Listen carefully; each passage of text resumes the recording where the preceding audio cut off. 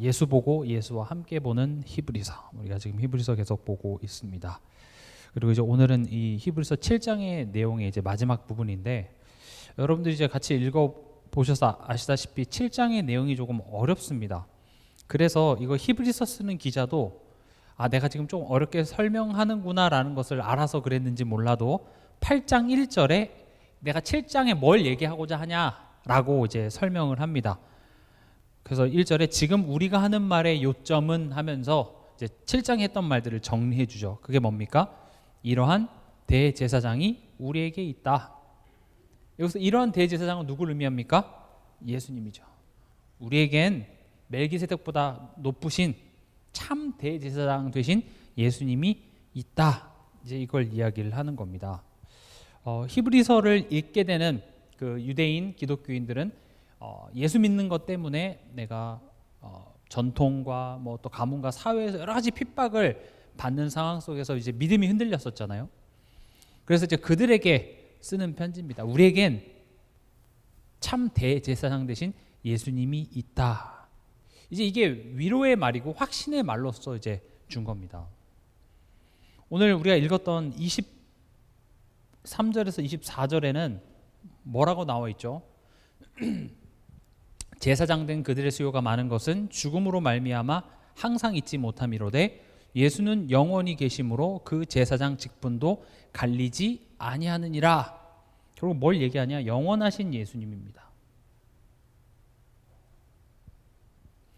그러니까 지금 방금 읽었던 내용을 쉽게 설명하면 제사장들은 다 죽었다. 그래서 제사장들을 많이 세웠어야만 했다. 그러나 예수님은 영원하시기에 한 분으로 충분하다. 그러니까 지금 예수님의 영원성을 이야기를 하는 겁니다. 또 26절에서 28절을 보면 이러한 대제사장은 우리에게 합당하니 거룩하고 악이 없고 더러움이 없고 죄인에게서 떠나 계시고 하늘보다 높이 되시니라. 그는 저 대제사장들이 먼저 자기 죄를 위하고 다음에 백성의 죄를 위하여 날마다 제사를 드리는 것과 같이 할 필요 없으니 이는 그가 단번에 자기를 드려 이루셨음이라. 율법은 약점을 가진 사람들을 제사장으로 세웠거니와 율법 후에 하신 맹세의 말씀은 영원히 온전하게 되신 아들을 세우셨느니라. 그러니까 지금 이 26절에서 28절까지는 무슨 이야기를 하냐? 대제사장이라 할지라도 허물이 있는, 죄가 있는 불완전한 죄인, 인간이기 때문에 백성들을 대신해서 하나님 앞에 나아가기 전에 먼저 자기의 죄부터 먼저 용서함을 받았어야 했다. 그래서요, 진짜 대제사장들은요, 그 숫송아지를 잡아서 자기 죄를 먼저 용서받은 다음에 이제 백성들의 죄를 위하여 이제 하나님께 제사를 드릴 수가 있었습니다. 그러나 예수님은 뭡니까? 26절에 거룩하고 악이 없고 더러움이 없기 때문에. 지금 이걸 뭘 얘기하냐? 온전하신 예수님을 말씀하는 겁니다. 그러니까 지금 우리가 읽었던 본문은 뭘 이야기하냐? 예수님은 영원하셔. 예수님은 온전하셔. 너희가 최고라고 생각하고 너희가 그렇게 두려워하는 그 대제사장, 그분보다도 예수님은 더 크신 분이야. 그러니까 히브리서 7장은 계속 내가 두려워하고 내가 높다고 생각하고 내가 크다고 보는 것보다 더 크신 예수님에 대해서 계속 설명을 하는 겁니다. 그럼 알겠어요. 영원하신 예수님이고 온전하신 예수님, 예수님 대단하고 예수님 짱인 거 알겠습니다. 근데 이제 우리 마음속에 어떤 생각이 드냐? 왜 현실이 힘드냐는 거죠. 왜 핍박이 끝나지 않느냐는 거죠. 그렇죠? 예수님이 대단한 건 알겠다니까요. 그럼 그 대단하신 예수님이 내 삶에 나타나셔서 내 현실에 이렇게 내가 힘들어하는 문제들 좀 해결해주고 내 경제 문제도 좀 해결해주고 내 자녀 문제도 해결해줬으면 좋겠는데 그게 나와 무슨 상관이 있냐가 이제 항상 우리가 가지고 있는 질문이잖아요.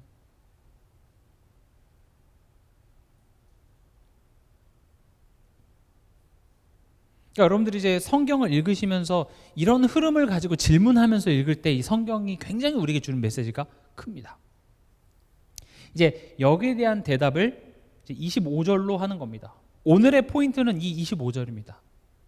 25절 우리 한번 같이 읽어볼까요? 그러므로 25절입니다. 그러므로 자기를 힘입어 하나님께 나아가는 자들을 온전히 구원하실 수 있으니 이는 그가 항상 살아계셔서 그들을 위하여 간구하심이라. 아멘.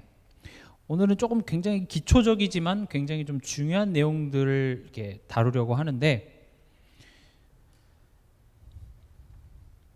앞에 지금 그러므로라고 시작하고 있죠.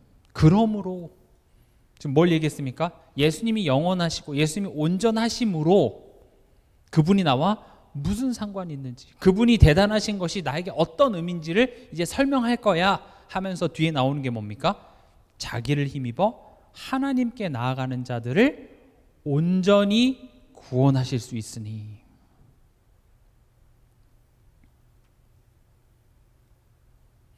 온전한 구원에 대해서 얘기를 해보려고 합니다.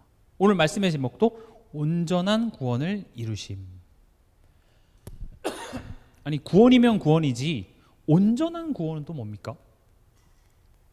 예수님이 십자가에서 이루신 그 구원이 뭔가 좀 불완전해서 예수님이 그걸 더 이루려고 지금 뭘 하시는 것입니까?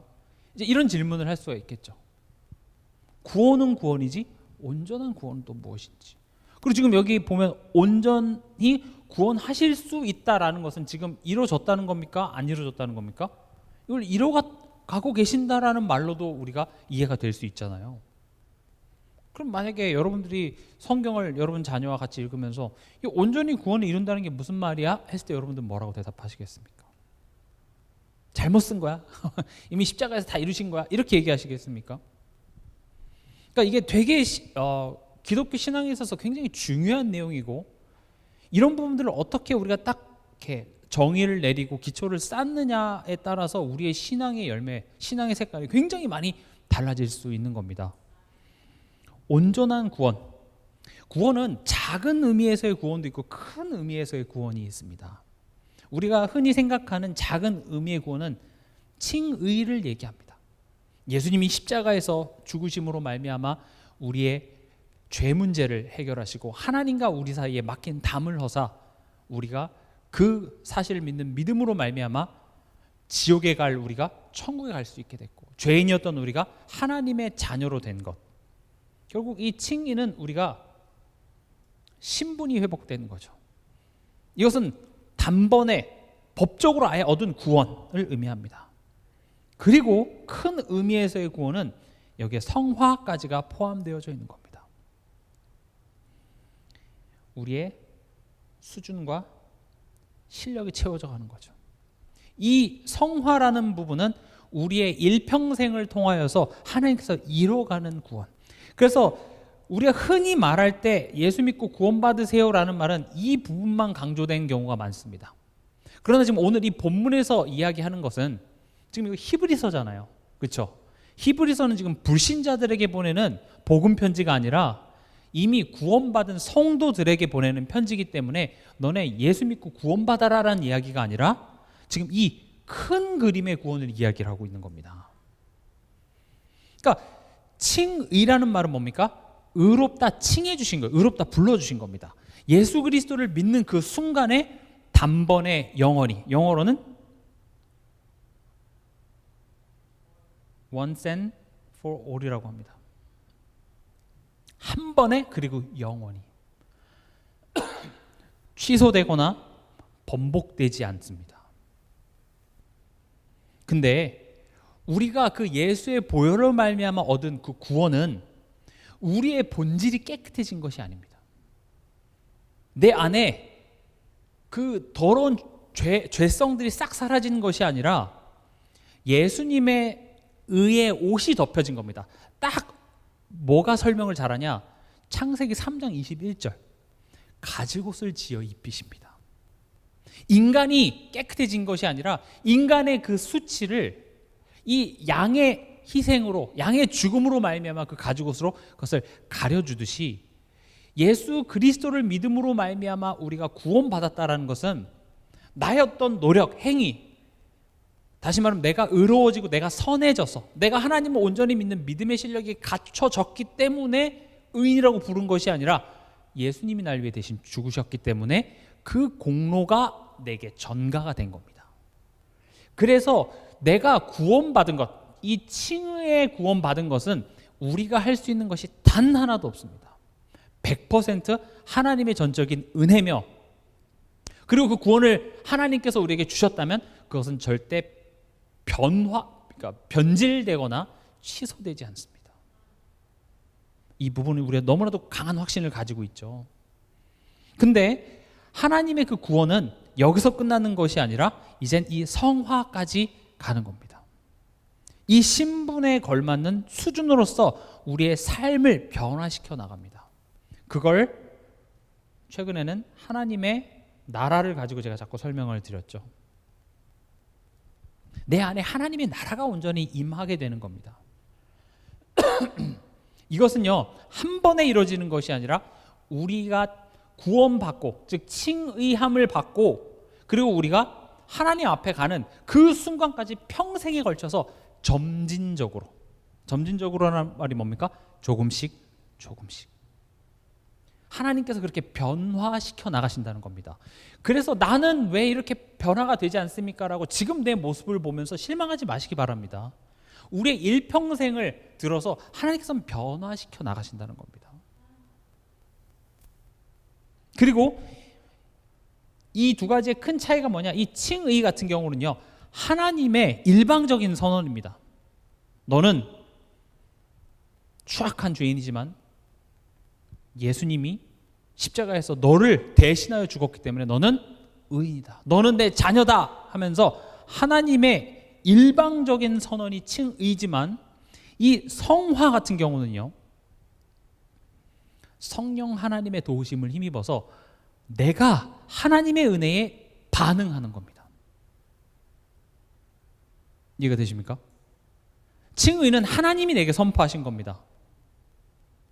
그러나 성화는 내 삶을 통틀어서 전인격적으로 내가 하나님께 반응하는, 이게 성화. 그래서 이 성화의 과정을 성경은 뭐라고 얘기하냐? 구원을 이루어 간다. 우리 성경을 한번 같이 찾아보겠습니다. 빌립보서 3장 12절. 2장 12절입니다.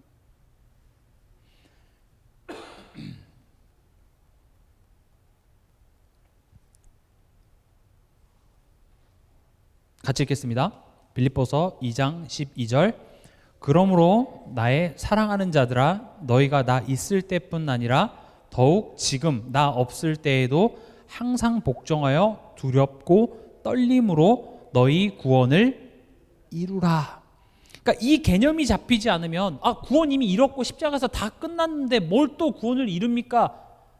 라는 질문이 생길 수밖에 없는 거예요. 다시 정리합니다. 구원이라는 것은 칭의와 성화, 이 두 가지를 구원이라는 큰 그림으로 봅니다. 또 우리는 지금 개혁주의 신앙을 따르고 있습니다. 이 칭의와 성화는 우리가 이렇게 구분을 지을 수는 있지만 이 두 가지는 결코 분리될 수가 없습니다. 그러니까 이 두 가지의 균형이 생기면요, 신앙생활에 굉장히 안 좋은 열매들이 생길 수밖에 없습니다. 지금 이 칭의만 강조하는 것을 보고 구원파 이렇게 얘기합니다. 다시 말하면 나 이제 구원 받았으니까 내 맘대로 살아가도 그건 죄가 아니야. 왜요? 죄 예수님이 십자가에서 죄 끝냈다고 하는데 왜 네가 자꾸 죄 있다고 하냐? 구원 받았으니까. 그러면서 성화 없는 그 구원, 그것만 강조하면 결국 도덕적 방종주의에 빠지게 되고 굉장히 건강하지 않은 신앙으로 갈 수 있습니다. 또 반대로 이 성화만 강조되다 보면은요, 행위론적 구원, 다시 말하면 야, 적어도 네가 어떻게 하나님의 자녀인데 그럴 수 있어. 어떤 착한 행실과 너의 삶 속에 적어도 이렇게 해야 구원받는 거 아니야? 그렇게 하지 못한다면 구원이 취소될 수 있는 것처럼 이야기하는 것. 이 두 가지가 지금 계속 이 기독교 안에서 서로 계속 싸우는 겁니다. 그러나 우리가 믿는 신앙은 뭡니까? 이 두 가지를 구분할 수 있으나 이 두 가지는 하나인 겁니다. 나를 구원하시고 십자가에서 나를 구원하신 것은 단번에 영원히 이뤄 주셨고 또 이제 내 안에서 하나님의 나라를 온전히 이뤄 가시는, 그래서 이미 이루었고 또 아직 이뤄가지 않아서 내 삶을 통해서 이뤄 가시는 그 하나님의 나라, 이게 구원인 겁니다.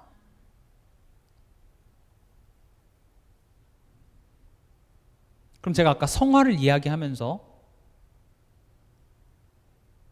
전인격적으로 하나님의 은혜에 반응하는 것을 보고 제가 성화라고 말씀드렸죠. 이게 되게 중요한 부분입니다. 지금 오늘 이 히브리서가 결국 얘기하고자 하는 것은 하나님이 너희의 전 인격을 통하여서 하나님의 은혜에 반응케 하는 그 여정, 그 구원을, 온전한 구원을 이루시기 위하여서 너희와 함께 하신다. 지금 이걸 얘기하고자 하는 겁니다.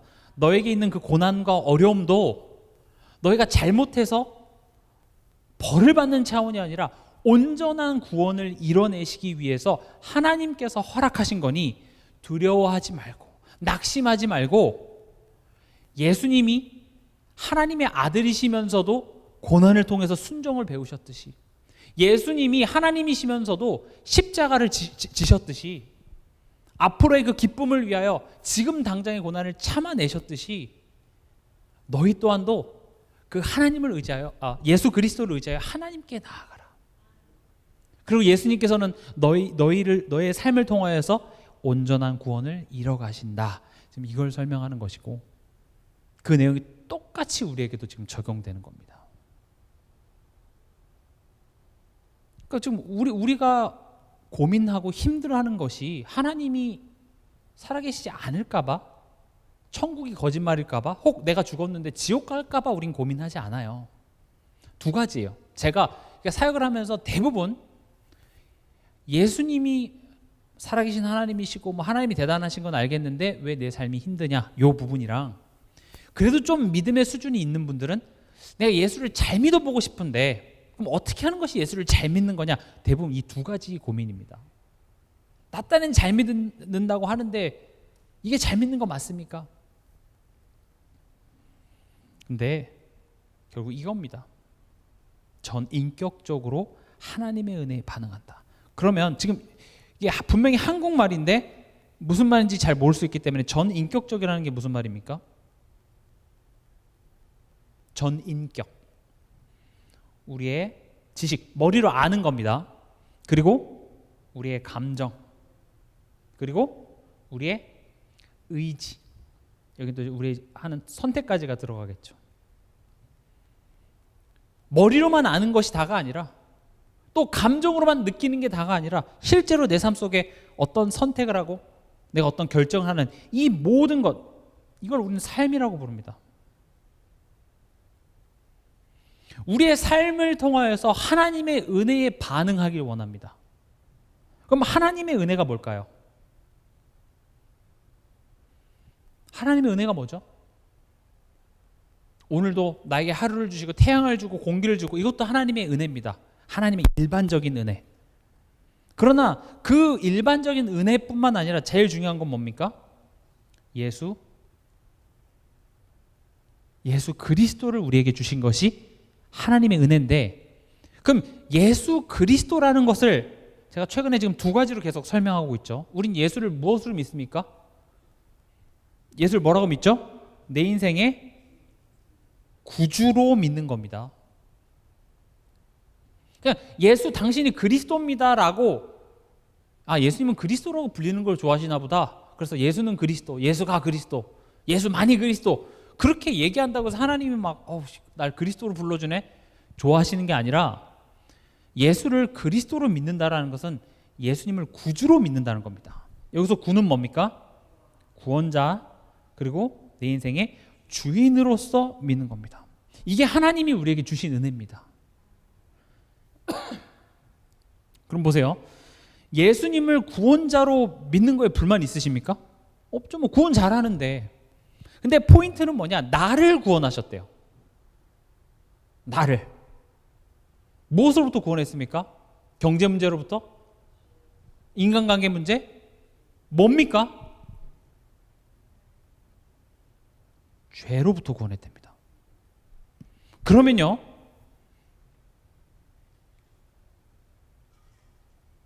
죄를 어떻게 정의하느냐가 굉장히 중요하겠죠. 그렇죠?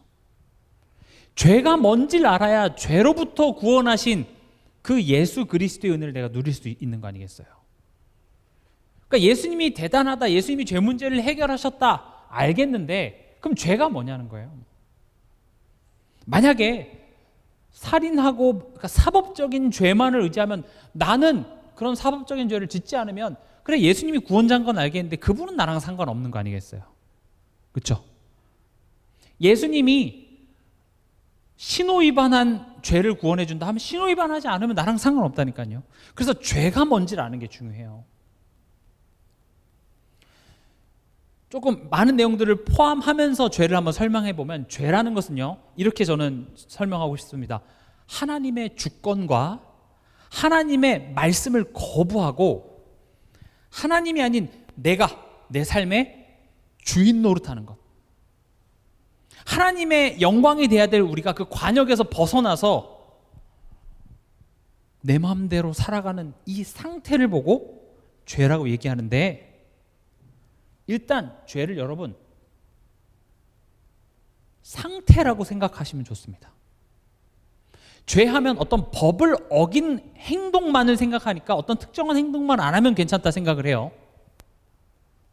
또 죄에 대해서 정확히 모르면요, 때로는 성경에 죄가 우리를 주장한다, 죄의 종노릇한다 하니까 죄는 인격이 없습니다. 그러니까 죄를 사단과 동의어로 생각하는 사람들도 많아요. 죄는 상태입니다. 쉽게 설명하면 죄는 어떤 상태냐? 어린 갓난 아기가 부모와 떨어진 그 상태를 죄라고 얘기합니다. 그 떨어진 상태에 있기 때문에 이 아이는 본능적으로 울고 불안함을 느끼고 두려워하고, 그게 내가 울어야지라고 선택한 것이 아니라 불안하기 때문에, 부모와 떨어져 있는 상태이기 때문에 내가 불안함이 찾아오는 거죠.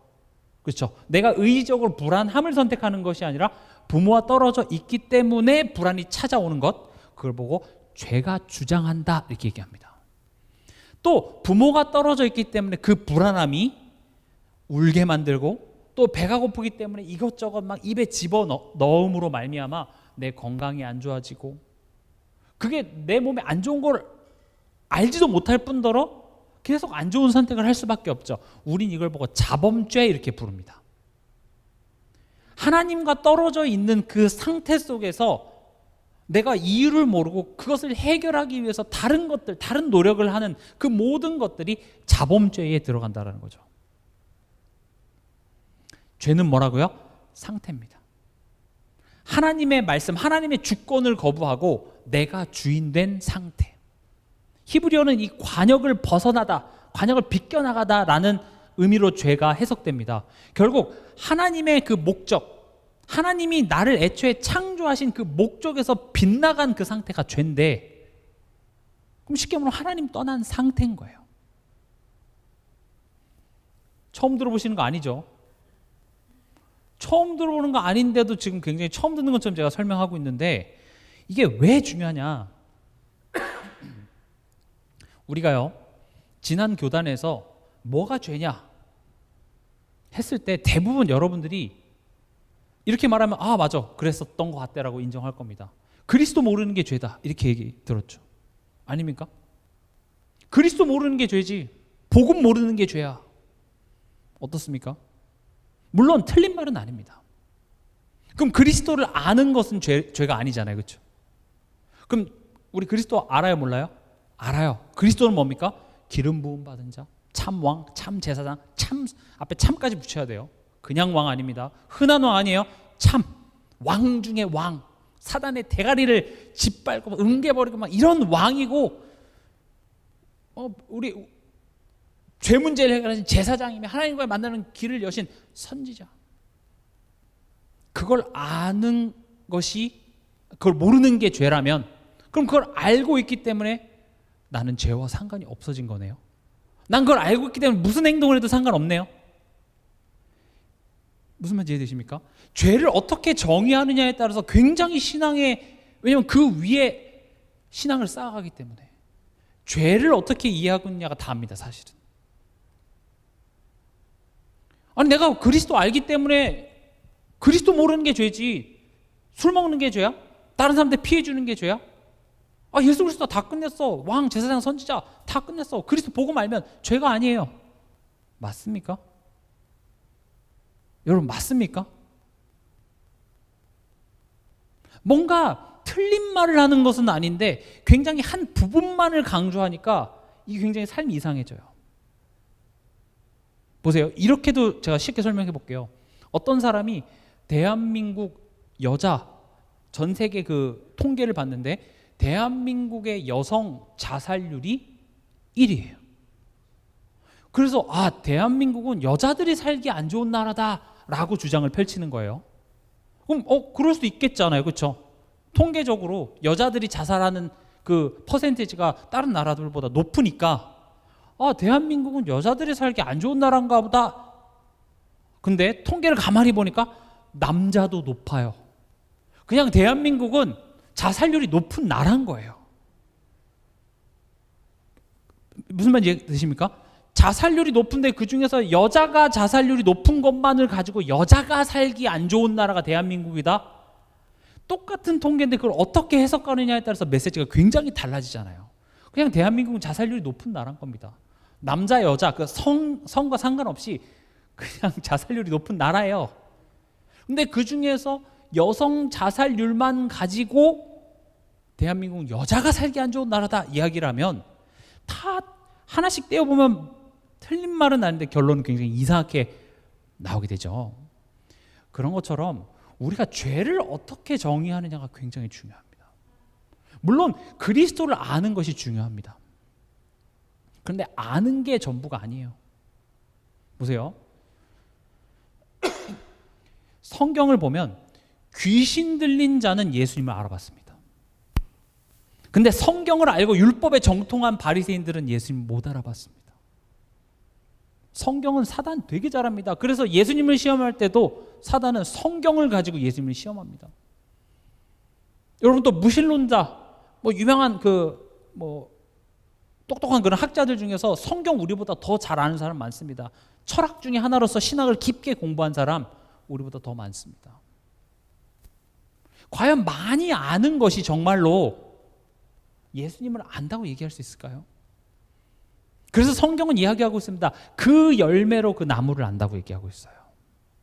어떤 열매가 나야 됩니까?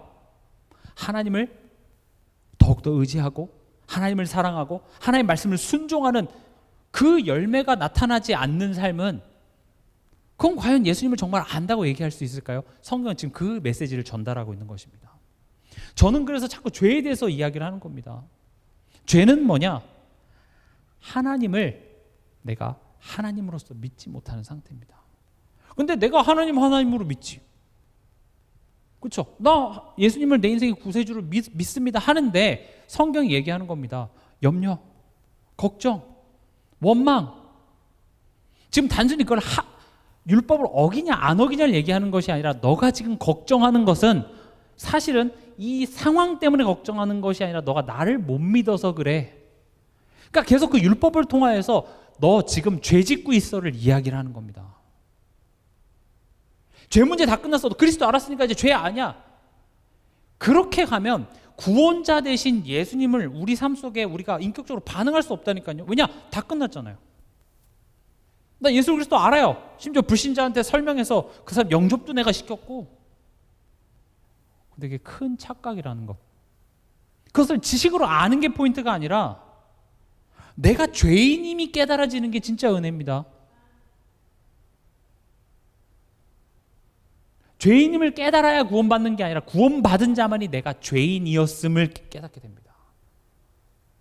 여전히 나는 오늘 지옥 가도 전혀 이상하지 않을, 불만 하나도 없을 만한 아담이 지은 그 범죄, 하나님을 불신하는, 하나님 말씀을 떠나고 내가 주인 노릇하는 그 범죄를 우린 매 순간 짓고 있음에도 불구하고 하나님은 나를 죄인이라 부르시지 않고 심지어 내가 담대히 하나님께 아버지라고 기도할 수 있는 이유는 뭡니까?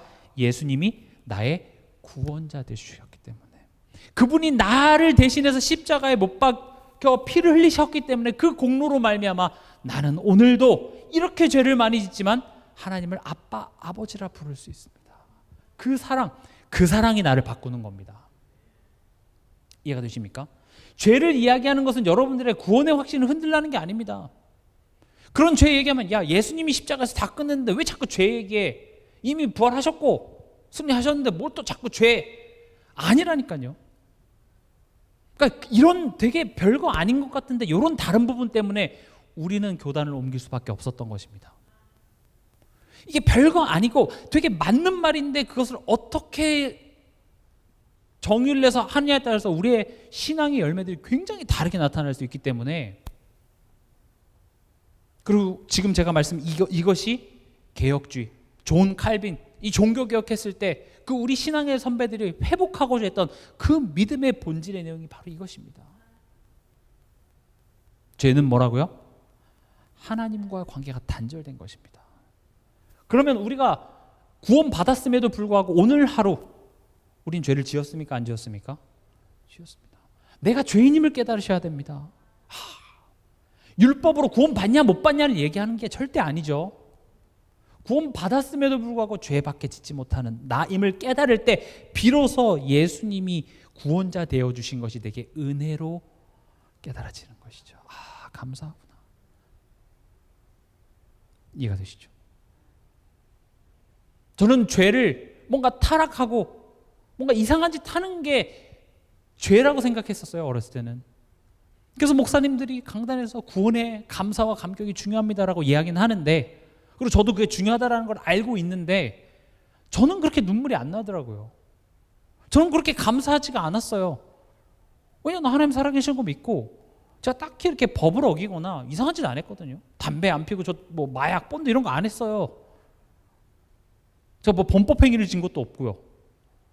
그러니까 이제 범법행위지고 이렇게 타락한 삶을 살다가 돌아와서 앞에 나와서 이렇게 막 울면서 간증하는 걸 보면 그래, 저 정도 죄는 져야 이게 감동이 있구나 싶은 거죠. 그래서 한편으로는 하나님, 죄 좀 지을까요? 타락을 좀 해야 내가 저기 하나님한테 이렇게 감사와 감격이 회복될까요? 그래서 그때 이제 디모데와 오네시모파 이런 거 나눠서 좀 그렇게 구원의 감사와 감격이 잘못을 많이 한 사람들은 그런 오네시모파로서 하나님이 쓰고, 또 그런 거 없이 깨끗하게 자란 사람 디모데파로 쓴다, 뭐 이렇게 우리 수준대로 나눴는데요. 아닙니다. 우리 모두 다 추악한 죄인입니다. 벌써 나는 디모데고 나는 좀 깨끗해라고 생각하는 그 순간부터 죄를 모르는 거예요. 죄를 모르면 구원의 은혜, 구원의 감사와 감격은 우리 삶 속에 약할 수밖에 없는 겁니다. 그러니까 전인격적으로 하나님의 은혜에 반응한다는 것은 우리의 삶 속에서 예수님이 나의 구원자 되심에 대하여서 내가 감사하고 기뻐하고 평안을 누릴 수 있는 것이 성화의 내용인 것이죠. 근데 내가 삶 속에서 하나님께 내가 죄를 짓고 있다는 사실을 인지하지 못하면 예수 그리스도의 십자가는 예전에 일어난 하나의 사건으로 끝이 나버려요. 이미 뭐 끝난 사건. 그래서 그 십자가는 오늘 내게 별로 의미가 없어요. 그래서 자꾸 왜 십자가 얘기해, 슬픈 이야기, 언제까지 그렇게 슬퍼할 거야? 빨리 나가서 전도하고 세계를 정복하고 해야지. 아닙니다. 우리의 신앙은 항상 십자가 앞에서 시작되고 십자가로 다시 돌아와야 됩니다.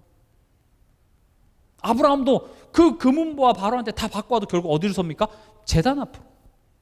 네가 죽는 그곳으로 다시 돌아가는 겁니다. 그게 우리에겐 십자가입니다. 여러분들이 뭐 대단한 걸 했다 할지라도 우리는 매일매일 십자가 앞에 더 가까이 나오니 구세주의 흘린 보배 피로써 나를 정케 하소서. 여러분, 진짜 이 성경의 본질적인 내용이 깨달아지면 깨달아질수록 저는 이 찬송가의 내용이 기가 막히구나. 괜히 찬송가가 아니구나. 물론 찬송가는 하나님의 그 말씀과 똑같은 권위를 갖는 건 아닙니다. 그러나 우리의 신앙의 선배들을 하나님께서 통하여서 우리에게 이제 곡조로서 이제 주신 것이기 때문에 저는 찬송가 가사를 보면 정말 너무 주옥 같은 그런 가사들이더라고요.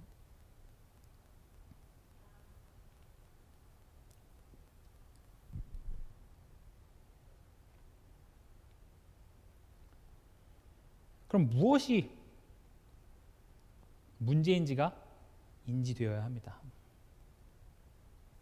지금 이 히브리서를 읽는 그 독자들은 지금 현실이 힘들었죠.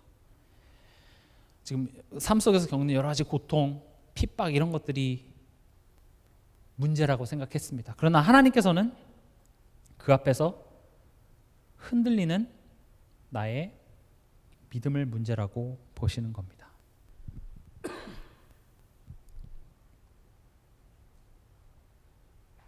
무엇이 문제인지 여러분들 이걸 올바로 보시기 바랍니다.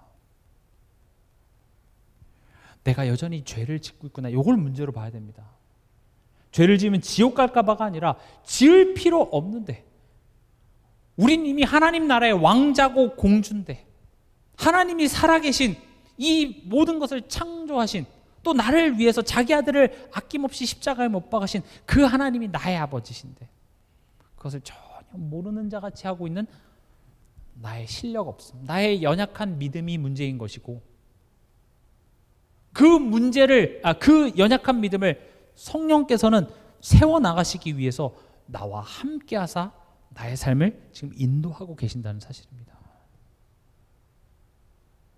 그러니까 이게 문제인 거예요. 나의 믿음, 하나님을 온전히 믿지 못하는 이게 문제인데, 전 교단에서 뭐가 문제라고 했죠? 하나님의 자녀인데 왜 전도가 안 되냐? 전도 안 되는 걸 문제라고 얘기합니다. 그럼 전도만 되면 되겠네요. 그러니까 무엇을 우리가 문제로 바라보고 있고 무엇을 전제로 하고 있냐가 되게 중요합니다. 왜냐? 그 위에 신앙이 쌓아지기 때문에 그렇습니다. 왜 기도에 응답이 없습니까? 기도에 응답이 없는 것을 문제로 본다면 우리의 신앙의 내용은 받기 위해서 뭐든지 하는 신앙이 되어지는 거예요. 이해가 되시죠? 무엇을 문제점으로 딱 삼느냐에 따라서 그 위에 우리의 신앙이 쌓이기 때문에 무엇이 문제인지를 올바로 인지하는 것이 중요하고, 성경은 그 문제를 뭐냐? 죄라고 보고 있습니다. 내 믿음.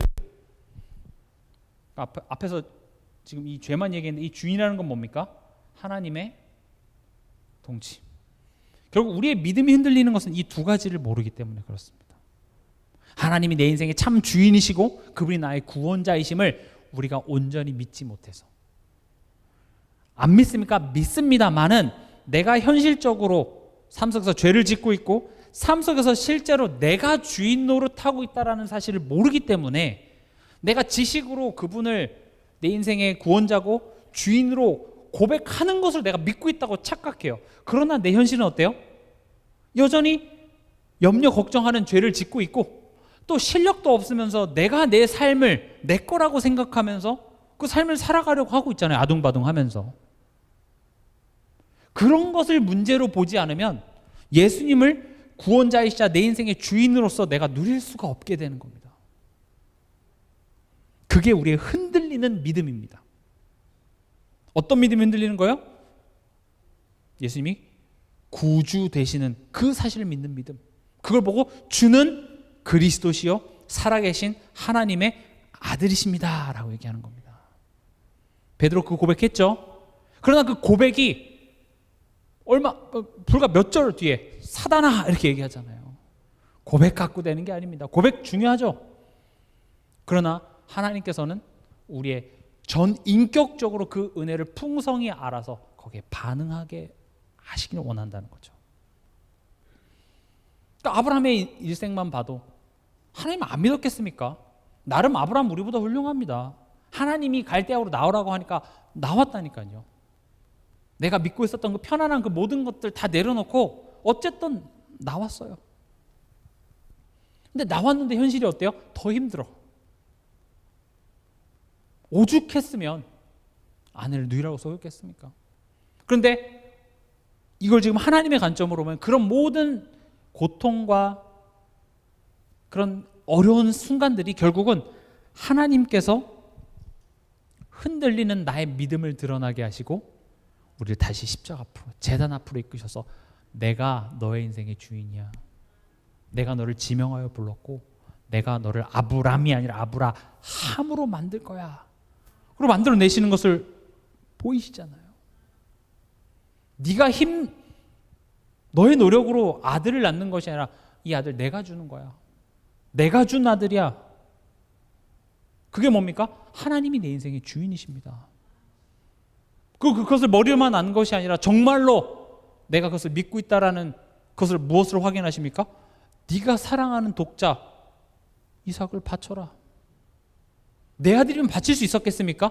그래서 하나님이 강조하잖아요. 네 아들이잖아. 네 거잖아. 네가 낳은 아들이잖아. 100세에. 생물학적으로 그 불가능함을 뚫고 너의 노력으로 너가 낳은 아들이잖아. 그 아들 한번 바쳐봐.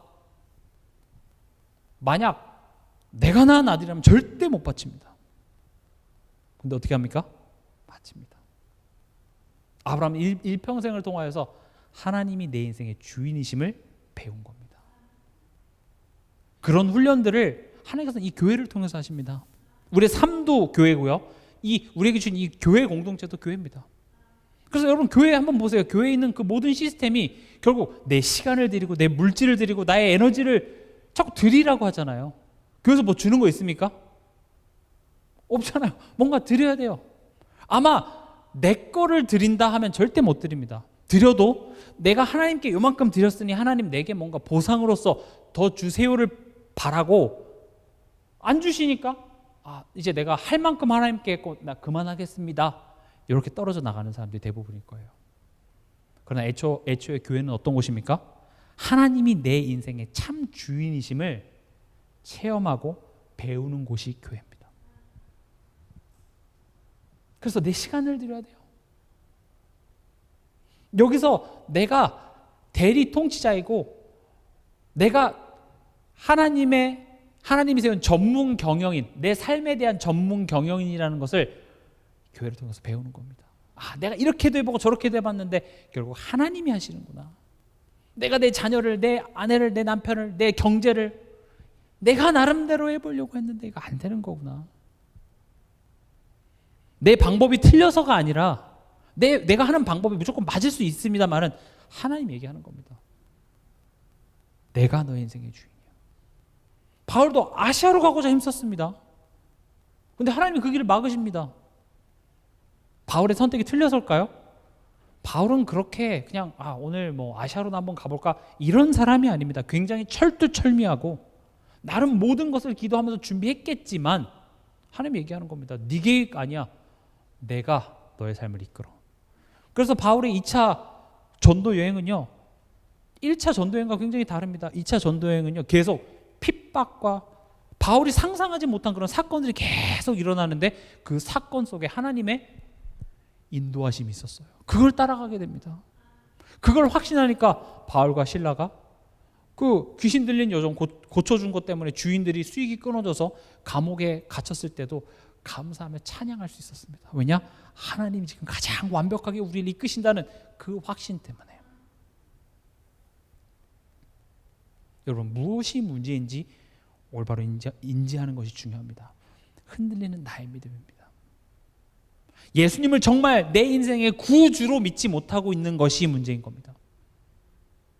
구주로 믿으십시오. 그걸 지식으로 설명해서 내는 것이 아니라 애초에 지금 내 삶 속에 내가 믿지 못하고 있는 그런 부분들을 마주하는 것에서 또 시작이 돼요. 내 뜻대로 경제, 또 내 뜻대로 내 자녀 이런 것들이 돌아가지 않는 상황 속에서 나는 어떤 반응이 나오죠? 나의 일상은 어떻죠? 원망이 나오진 않던가요? 불평이 나오진 않던가요? 그런 나의 모습들을 예수 앞에 가면 갈수록 나의 연약함들이 드러나는 거예요. 그래서 내가 예수님과 얼마나 가까운지를 아는 방법이 예수님께 가까이 가면 갈수록 나의 부족함이 드러나게 되어 있습니다. 예수님과 멀어지면 멀어질수록 나는 완벽하다고 생각합니다. 내 판단이 옳다고 생각합니다. 그게 바리새인이었습니다. 내 경험과 내 생각과 나의 판단이 옳다고 생각하기 때문에 하나님께 의지하기보다는 내 경험대로 살아가게 되는 겁니다. 그러나 예수님께 가까워지면 가까워질수록 나의 경험이 이게 되는 게 아니구나. 그걸 알기 때문에 더욱더 하나님을 의지하고 그리고 하나님이 내게 맡기신 이 삶에 대하여서 하나님 어떻게 하면 좋겠습니까? 라는 마음이 나로 하여금 기도하게 만듭니다. 그래서 기도를 많이 하는 것이 훌륭한 신앙이 아니라 내 삶의 주인이 하나님이시기 때문에 그 주인의 의도를 묻기 때문에 기도를 많이 하게 되는 거예요. 기도를 많이 하는 열매가 그렇게 나타나야 되는 겁니다. 근데 여러분들이 기도해 보셔서 알죠? 기도를 많이 하다 보면 자꾸 내 생각의 수준에 머물게 될 때가 많잖아요. 이거 주세요 저거 주세요 하면서. 그래서 말씀이 먼저입니다. 사실은 말씀을 통해서 하나님 무슨 말씀을 하기 원합니까? 아무리 봐도 지금 이 현실 속에서 나는 모르겠어요. 하나님의 뜻이 있다는데 나는 모르겠습니다. 그래서 말씀이 있는 겁니다. 말씀은 내 수준을 항상 뛰어넘습니다. 그것을 인정하는 겁니다.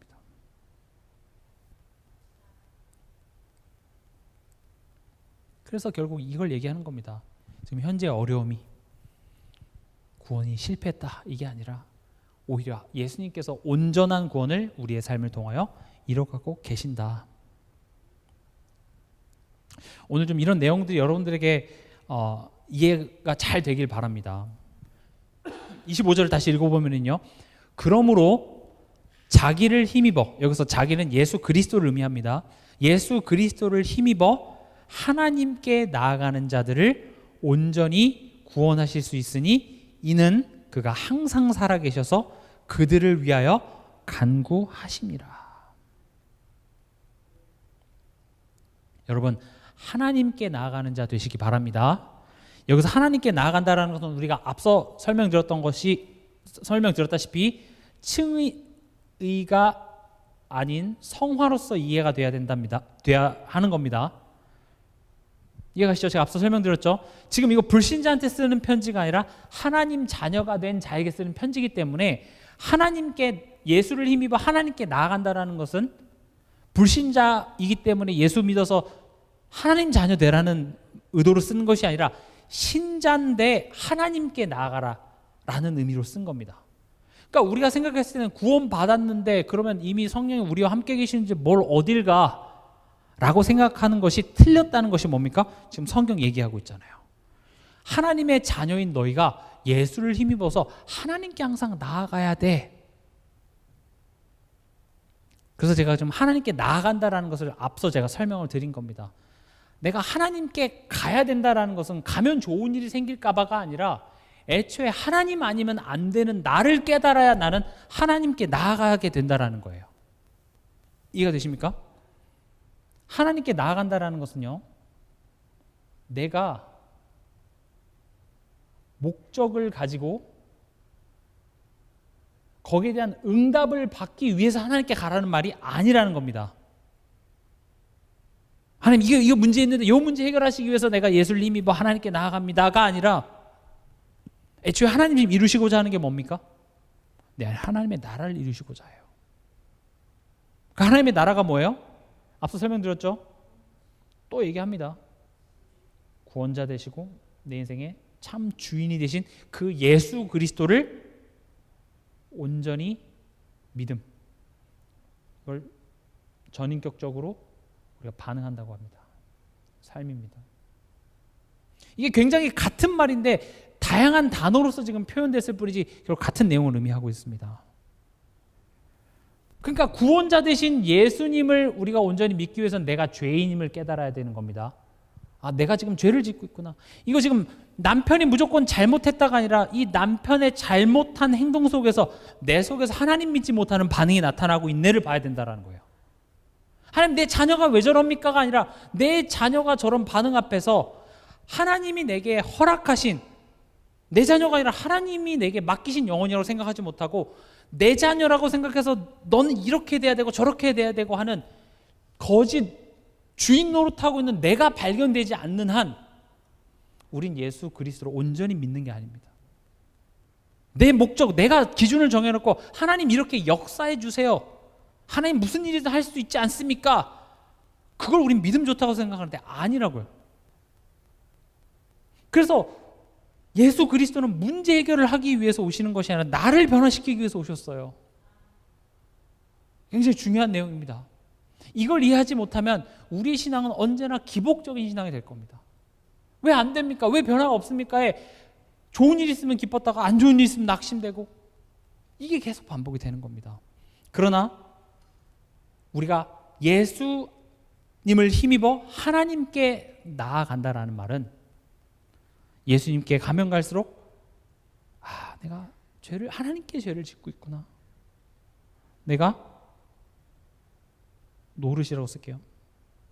내가 주인 노릇하고 있었구나, 내 감정이, 내 생각이 주인 노릇하고 있었구나, 이것을 깨달을 때 비로소 예수님이 내 인생의 참 구원자이시고 예수님이 내 인생의 참 주인이심을 인정하기 때문에 그 예수님을 힘입어 내가 하나님께 나아가는 것입니다. 우리를 그렇게 구원하실 수 있는 이유는 뭡니까? 예수님은 항상 살아계심. 그리고 뭐라고 합니까? 나를 위하여 간구하신답니다. 십자가의 죽음이 끝이라면 굳이 우리를 뭘 위해서 간구합니까? 믿으면 다 됐는데. 믿으면 끝이지 않습니까? 근데 십자가에서 계속 우리를 위해서 기도하신다는 건 뭡니까? 이루어졌고 또 우리를 위해 이뤄가시는 그 성화의 여정이 있다라는 것을 또 우리는 확인하게 되는 겁니다. 말씀을 맺겠습니다. 예수 그리스도의 구원은 단순히 우리를 위험에서 건져주고 이제는 너의 인생을 살아가 아니라 우리를 자녀 삼아 주셨다는 겁니다.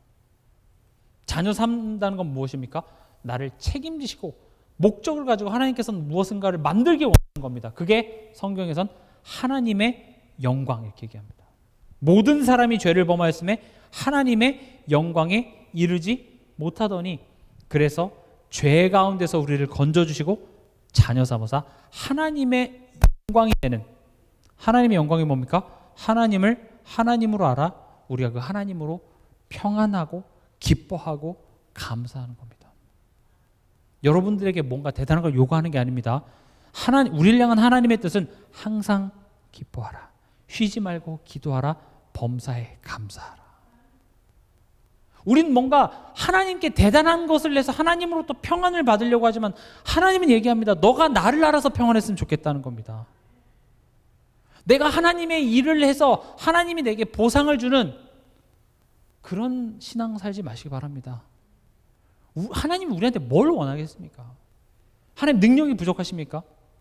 세계복음 하는데 여러분 한 사람 한 사람의 노동력이 필요하실 것 같습니까? 절대 그렇지 않습니다. 하나님이 여러분 한 사람 한 사람을 구원하고 자녀 삼으사 하나님의 영광이 되는, 여러분 안에 온전한 하나님의 나라를 세우는데 하나님의 모든 관심이 있는 겁니다. 더 쉽게 말하면 하나님은 여러분들이 기뻤으면 좋겠습니다. 만족하고 행복하는 것을 원합니다. 그것을 이루시기 위해서 예수님께서는 십자가 이루고 나 다 했어 그리고 가버리신 것이 아니라 보좌에서 불꽃 같은 눈동자로 우리를 바라보시며 우리를 위하여 친히 간구하신다는 겁니다. 넘어졌을 때 그 예수님을 바라보라는 겁니다. 그래서 또 결론으로 돌아오죠. 히브리서 12장 2절. 믿음의 주요 또 온전케 하신 이인 예수를 바라보자. 예수를 바라보시기 바랍니다. 또 그 예수님이 걸어가신 그 여정을 우리 또한도 걸어가고 있다는 그 사실을 기억하시며, 이번 한 주간 여러분들의 삶 속에 무슨 어려움이 있었습니까? 무엇 때문에 낙심됐습니까? 지금 이 길을 나 혼자 걸어가고 있다고 생각하니까 낙심되는 겁니다.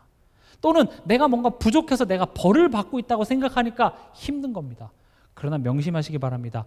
하나님은 우리 구원을 온전히 이루어 가고 계십니다. 그 사실을 기억하시면서 힘 얻으시는 그런 한 주간 되시길 주님의 이름으로 축원합니다.